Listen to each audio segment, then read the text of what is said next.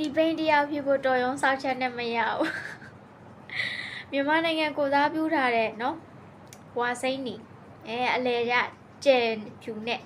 ထို့အလံကိုနော်ချင်းနဲ့နင်းနိုင်မှမီးနဲ့ချိုးနိုင်မှနော်တပါတီစနစ်နဲ့လူတယောက်ကောင်းကျိုးအတွက်လူတယောက်တည်ထောင်ထားတဲ့ပါတီကသူများနိုင်ငံကိုတရုတ်ကွန်မြူနစ်ရဲ့လမ်းကိုခိုးထားတဲ့ပါတီကိုဖျားတစုလိုကိုးကွယ်နိုင်မှနော်ဘာသာရေးနဲ့စော်ကားပြီးတပ်ဖြတ်နိုင်မှ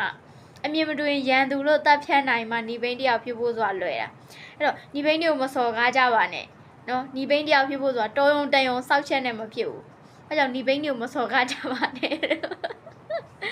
နော်ထပ်ပြောမယ်နော်မြန်မာနိုင်ငံကိုစားပြုထားတဲ့အလံနိုင်ငံတကာမှာမြန်မာနိုင်ငံကိုစားပြုတဲ့အလံကိုချင်းနဲ့နင်းနိုင်မှမီးနဲ့ချိုးနိုင်မှနီပိန်းတယောက်ဖြစ်တာအဲ့တော့နီပိန်းတယောက်ဖြစ်ဖို့တော်ရုံစောက်ချက်နဲ့မရလို့သူတို့မစော်ကားကြပါနဲ့